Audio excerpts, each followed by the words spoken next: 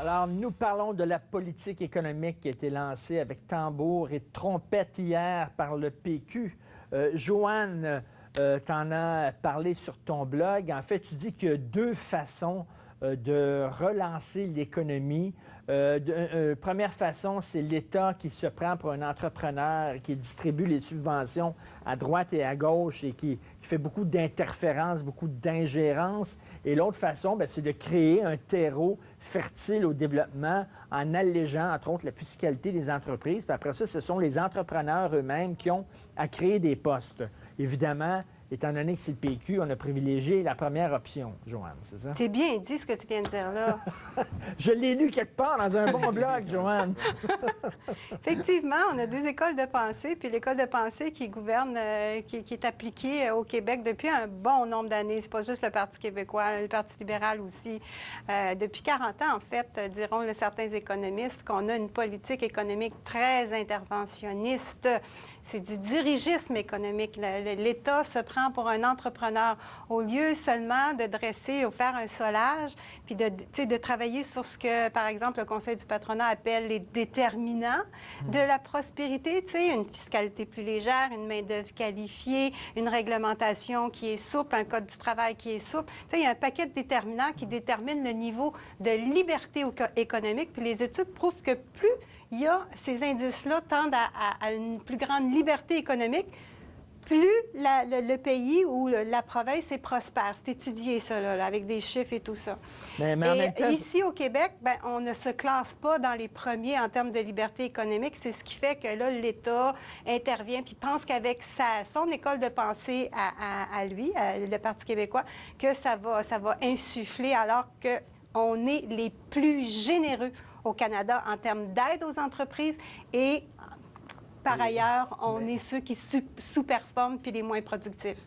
Jonathan, comme dirait ma mère, ça prend de l'argent pour faire de l'argent. Y a-t-il un problème? Est-ce que le gouvernement injecte de l'argent dans le paysage économique en espérant que ça va pousser à un moment donné puis que ça va se multiplier? Il y a, à écouter le ministre Marceau, il y avait deux choses à faire depuis que le Parti québécois est arrivé, surtout depuis qu'on a des indices un peu inquiétants là, par rapport à l'essoufflement de l'économie québécoise. Là. Et puis, la première, c'est toujours la même, hein, c'est de bien contrôler tes finances et tes dépenses. Et ça, on sait que l'administration va toujours t'en demander plus. Alors, c'est de contrôler l'espèce de voracité de ton administration. Puis de l'autre côté, c'est de t'assurer d'avoir justement une prospérité économique. Joanne l'a bien dit, là, il y a des écoles de pensée sur comment générer là, vraiment une économie florissante. Bien, visiblement, pendant un an, le ministre, alors qu'il consultait, il y avait aussi une économie qui était vraiment essoufflée. Et il nous arrive 13 mois plus tard, l'élection du Parti québécois. Il nous dit, ouais, là, je vais donner l'électrochoc que peut-être cette économie-là attend ou quoi que ce soit. Alors, en ce sens-là, oui, il faut de l'argent pour faire de l'argent, dans le sens que je comprends l'électrochoc qu'on veut donner, là, puis le 2 milliards là, sur 3 ans.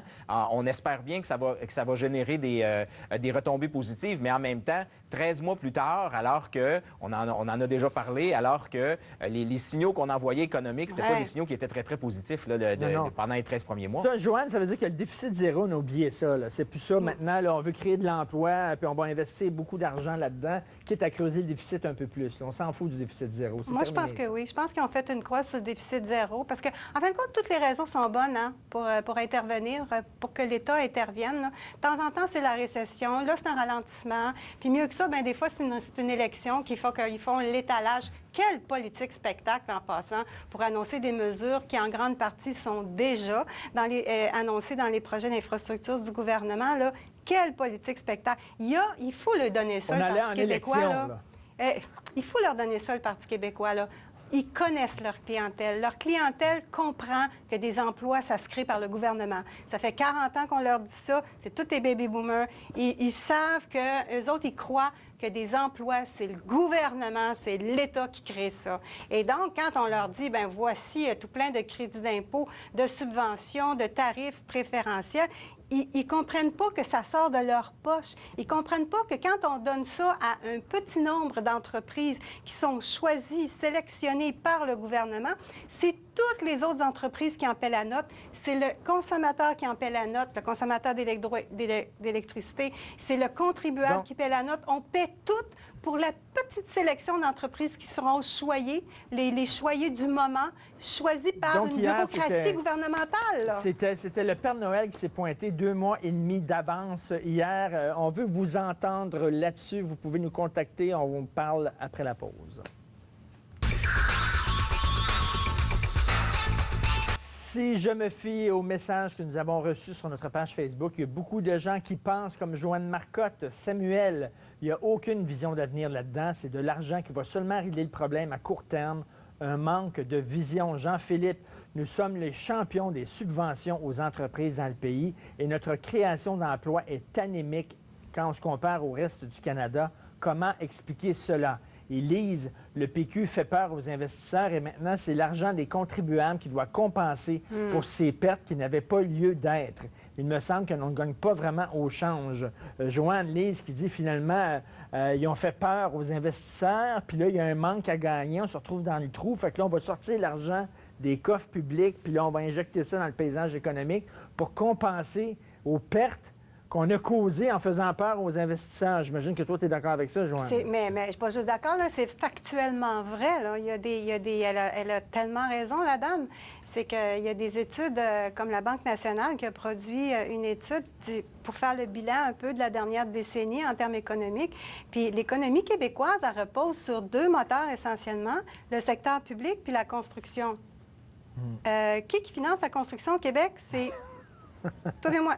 Donc, je veux dire, on étouffe, là. Donc, on a fait fuir littéralement pour toutes sortes de raisons, climat d'affaires non propice, guerre linguistique, souveraineté, mêle tout le paquet. Les carrés rouges, ça attire du monde, ça attire les investissements privés, ça, pour un entrepreneur.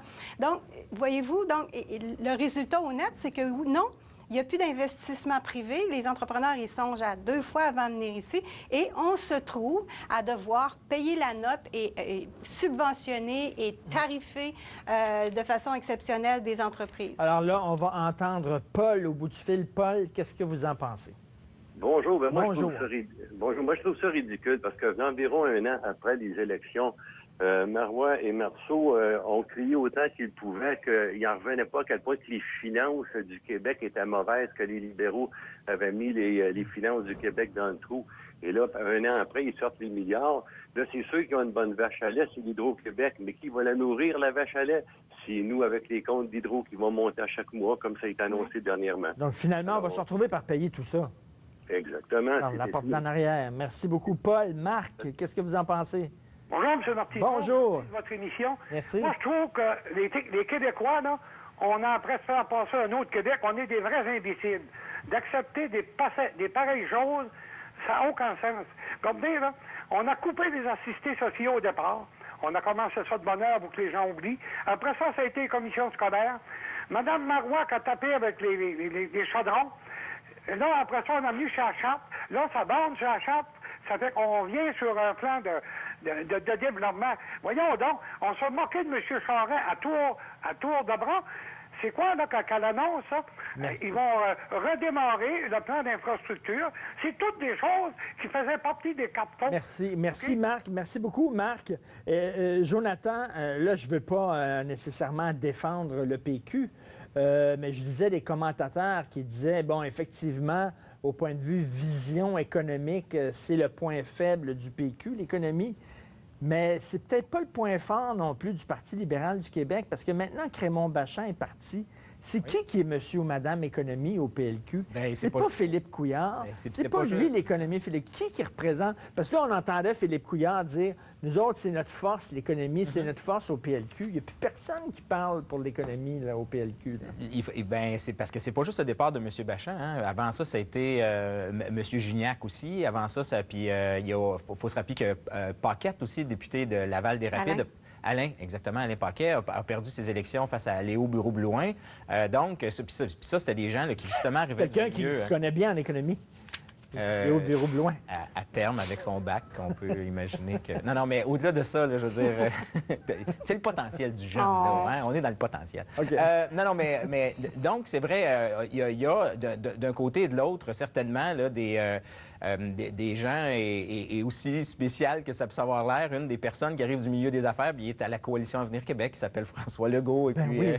il vit dans son désert présentement, là, et ça semble assez compliqué, mais au-delà de ça, je trouve que ce qui a été quand même déposé, puis là, on n'a pas fini d'en entendre parler, hein, parce que si on pense que c'est terminé avec la politique économique qui a été déposée, là, il va y avoir Mme Zakaïb qui va venir nous parler de la politique industrielle, il va y avoir Jean-François Lisée sur le commerce extérieur, il va y avoir le ministre Deschênes qui va nous parler de recherche et développement. Ça sent les élections. Ça sent les élections. Mais Joanne, l'économie, ça, là, en passant. Joanne, tu le disais d'entrée de jeu, tu le disais, ça fait 40 ans, 50 ans qu'on a la même solution économique. Là, tu es en train de nous dire c'est bonnet blanc, blanc bonnet, quel que soit le parti, là, entre le PLQ et le PQ, ça se ressemble. La solution québécoise, c'est on prend de l'argent du public, puis on injecte ça. On injecte ça dans un corps qui est presque mort pour essayer de le faire, là, essayer de le faire lever comme Frankenstein. Là. C'est ça. D'ailleurs, on va utiliser les surplus électriques là, pour essayer de le faire lever le corps du Québec. Ça, c'est intéressant, ça.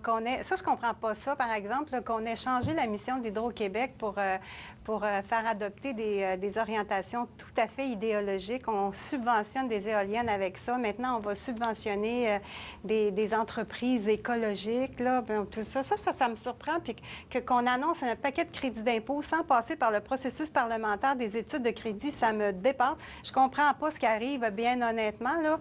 Je comprends pas qu'un gouvernement puisse, du jour au lendemain, faire un simili-budget avec une seule colonne, pas de colonne de revenus, puis c'est effectif le lendemain. Je comprends pas ça. Il n'y a aucun parlementaire, il n'y a pas d'opposition qui s'est penché là-dessus. Il n'y a eu aucune autorisation de budget. En tout cas, il y a des affaires que je comprends pas. Mais cela dit, la bonne chose qui se passe avec cette sortie du Parti québécois-là, c'est que ça va peut-être pousser les deux autres partis de l'opposition à arriver avec quelque chose de différent. J'espère qu'ils vont se botter le derrière pour arriver avec quelque chose de beaucoup plus libéralisateur, ça se dit-tu, ça? Libérateur, excusez, de l'économie puis du potentiel québécois. J'espère qu'ils vont saisir l'occasion. Mais tantôt, Jonathan, tu parlais de la CAQ avec François Legault, qui vient du milieu des affaires. Mais là, il va sortir son livre bientôt, là, et il va lancer son livre. Son idée, c'est aussi l'État va nettoyer toutes les berges du Saint-Laurent pour pouvoir pour aider les entreprises à s'établir. Oui. C'est la même affaire. C'est encore l'État qui va payer pour tout dépolluer les berges du Saint-Laurent. Toujours ça. Quand on est au gouvernement, qu'on soit...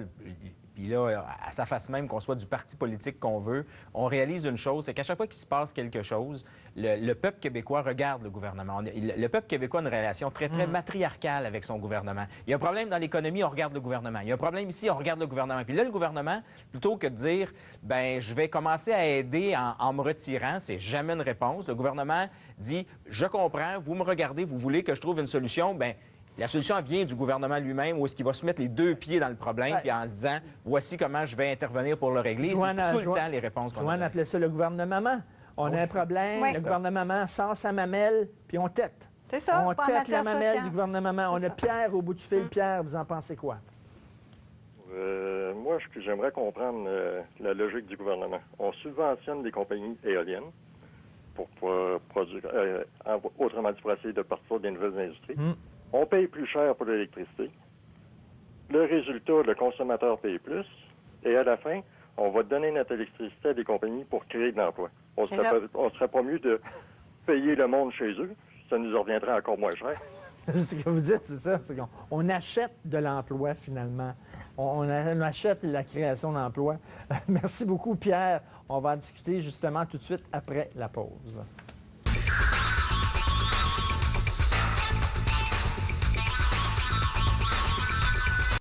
Toujours du plan économique du gouvernement Marois et nous avons Normand au bout du fil. Normand, on vous écoute. Qu'est-ce que vous en pensez? Oui, bonjour tout le monde. Bonjour. Ben moi, c'est pas compliqué. Je pense qu'une recette miracle n'existe pas pour relancer l'économie. Par contre, le gouvernement a bougé, là. A fait quelque chose. Évidemment, c'est le Parti québécois. Il se fait critiquer, ce parti-là, depuis le jour 1 qui est élu. Puis là, on l'approchait, ben il fait pas rien, ce gouvernement-là, il fait pas rien pour l'économie, tout ça. D'un coup, on arrive avec un plan, c'est encore pas correct. Tu sais, il y a 5 ans passés, on a parlé de la charte. Les libéraux ont pas osé bouger. Le PQ bouge. Encore là, c'est pas correct. Alors, tu sais, je veux dire, des recettes miracles, il n'y en a pas. Je ne sais pas si les libéraux, ils ont un plan formidable pour relancer l'économie. Je ne crois pas à ça. Pour dire que le PQ connaît sa cible, ses gens, les libéraux aussi les connaissaient. Chaque parti connaît sa clientèle. Merci beaucoup, Normand. Joanne, est-ce que ça ne prend pas une solution mixte, c'est-à-dire, oui, laisser la business, l'industrie respirer, mais aussi essayer d'injecter un petit peu d'argent? C'est pas tout un, tout l'autre. Ah, c'est une grosse... Tu sais, moi qui est pas très comité, là, puis commission parlementaire, puis études, puis tout ça, là, ça prend vraiment une bonne réflexion, une réforme en profondeur là, des déterminants de l'économie au Québec. Là. De plus en plus, la population n'achète plus les mesures spectaculaires, comme le monorail. On se rend compte de plus en plus que ça sort de nos poches, ça. Puis le gouvernement prend des décisions à notre place en termes sociaux, économique, tout ça. Puis de plus en plus aussi, les analystes, ce matin, j'étais vraiment agréablement surprise, les analystes sont quasi unanimes à dire qu'on applique maintenant, aujourd'hui, avec cette recette-là, la vieille recette, retour aux études, aux années 70, de l'interventionnisme, du dirigisme, des choses qui ne donnent pas de résultats. On est les meilleurs là-dedans dans l'aide aux entreprises au Québec. Et malgré ça, on est en recul. On tire sur le pissenlit pour essayer qu'il pousse plus vite. C'est ça. Mais le monsieur, il a raison, à quelque part. Ils font de quoi? Moi, ce que je reproche, je leur reproche pas de faire de quoi. Je reproche aux partis de l'opposition de ne pas sortir avec une alternative. J'ai hâte de voir leur solution. Ça serait à eux autres, vraiment, à blâmer. Puis Parti libéral, en premier lieu, parce que la dernière décennie, c'est eux qui étaient au pouvoir. Donc, j'ai vraiment beaucoup d'attentes vis-à-vis des partis de l'opposition. Jonathan, pourtant, il y en a des gens avec des idées au Québec, des jeunes entrepreneurs, puis tout ça. C'est pas... Tu sais, il y en a beaucoup, là. Comment on peut les aider, ces gens-là? Pour survenir aux grappes industrielles de Gérald Tremblay, qu'est-ce qu'on fait? C'est ça. C'est qu'il faut avoir une vision intégrée où est-ce que ta fiscalité d'un côté pour aider le jeune entrepreneur, parce que la PME, là, autant la grande entreprise, eux autres sont équipés un peu pour passer au travers d'une série de papiers puis de paperasse qui fait en sorte que, bon, on finit par renvoyer au gouvernement ce qu'on doit envoyer comme grande entreprise. La PME, par contre, bien souvent, c'est elle qui doit être accompagnée beaucoup plus, puis c'est elle qu'on doit laisser tranquille, puis vraiment laisser émerger. Alors, en ce sens-là, il y a une question à se poser sur tout ce qu'on demande en termes de conformité aux PME, en termes de régulation aux PME, puis comment on peut les laisser respirer, ces PME-là. C'est ça. Puis de l'autre côté aussi, parce qu'il faut bien le penser, avoir des programmes qui vont susciter l'entrepreneuriat, puis dire au monde, bien, tu vas être accompagné, puis on va partager un peu le risque avec toi, parce qu'il y a toujours de ça aussi. C'est un travail. Business, là, Joanne, c'est un travail à long terme, hein, oui. de créer une culture d'entrepreneurs au Québec. Ouais. On le dit souvent, ça manque énormément. Il y a beaucoup d'entrepreneurs ici chevronnés qui tentent d'aider les jeunes entrepreneurs, puis tout ça. Il faut aussi, écoute, il n'y a plus de cours d'économie à l'école, comme il y en avait, là, de créer ça, de créer la culture du risque. Et quand tu parles du gouvernement, Joanne, tu sais, on a déjà été un peuple de défricheurs puis de coureurs des bois.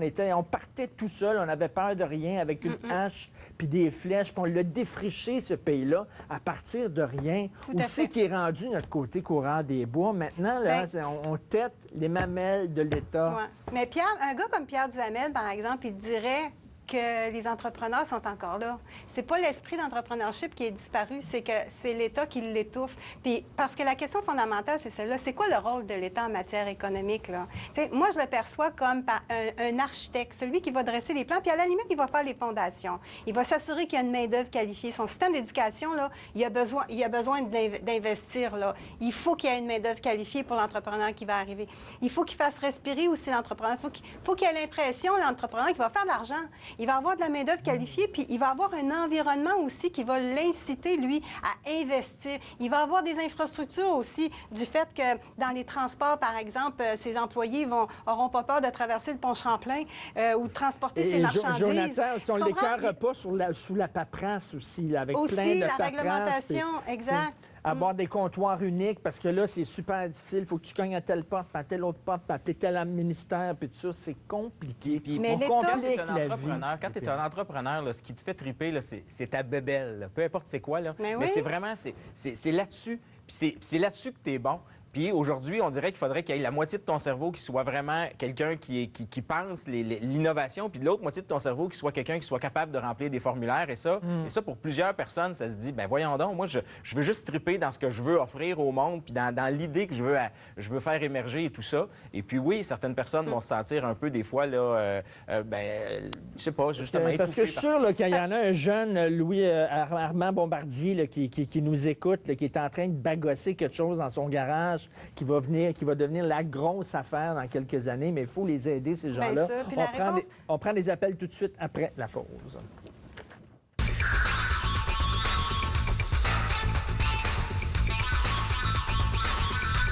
Parlons toujours du plan économique. On a Luc au bout du fil. Luc, qu'est-ce que vous en pensez?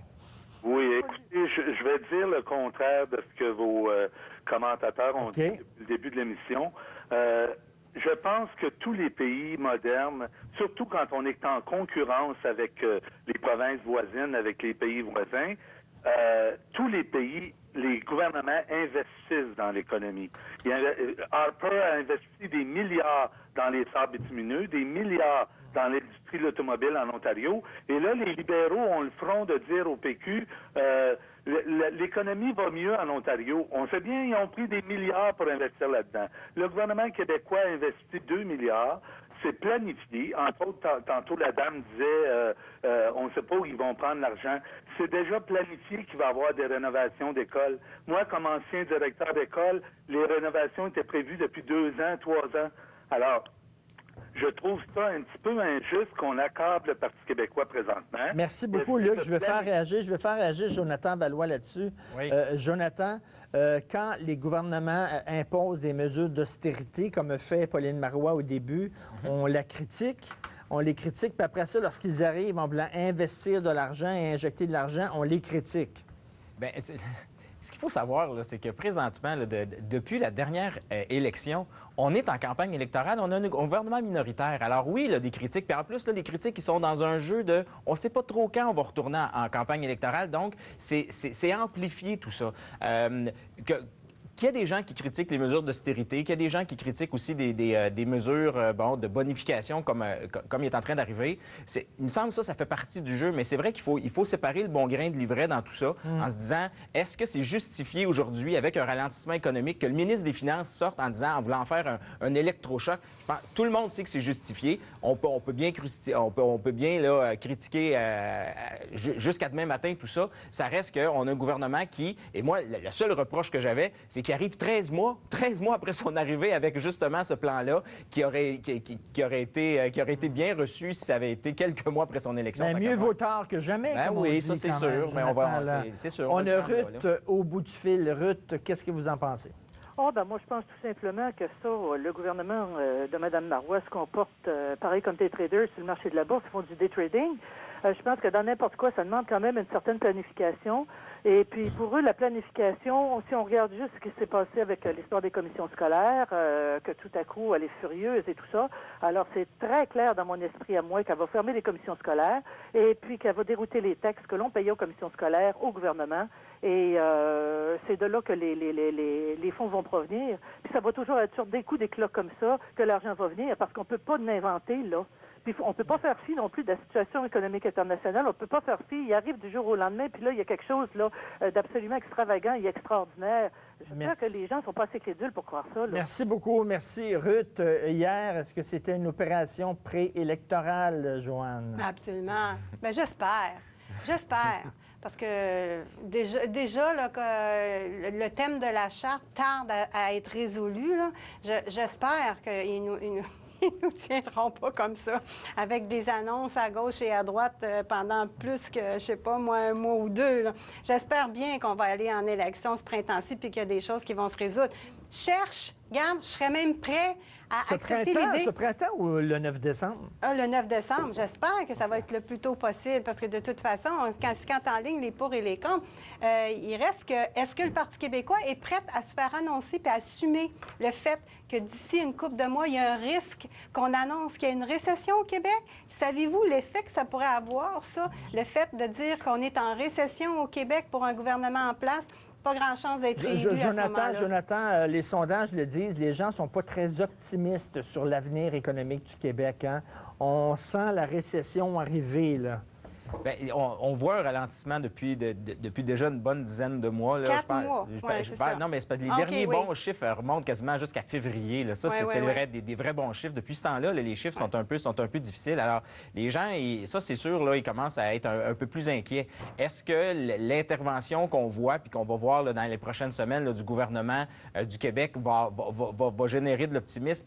Je ne suis pas sûr, mais en même temps, on a certainement un gouvernement qui dit qu'il prend la chose au sérieux. Et moi, tout ce que je dis là-dedans, c'est que j'avais hâte d'avoir ce son de cloche-là du gouvernement du Québec, parce que les sons de cloche que j'avais du niveau économique, c'était ce qu'ils ne voulaient pas faire. On le savait très bien, ce qu'ils ne voulaient pas faire. J'avais hâte de voir qu'est-ce qu'ils voulaient faire puis où est-ce qu'ils voulaient aller. Et là, c'est déposé, puis on va en avoir encore plus. Joanne, il y a la charte. Là, on s'entend, là, on sait à peu près où on s'en va. Là. On s'en va vers un projet de loi, puis après ça, un compromis avec la CAQ. Là. Après, je sais pas, Richard, moi, je te trouve optimiste. J'espère que tu ne seras pas déçu. En tout cas, on verra tout ça. On le verra bientôt s'il y a des élections ou pas le 9 décembre. Merci beaucoup, Joanne Marcotte. Merci beaucoup, Jonathan Valois.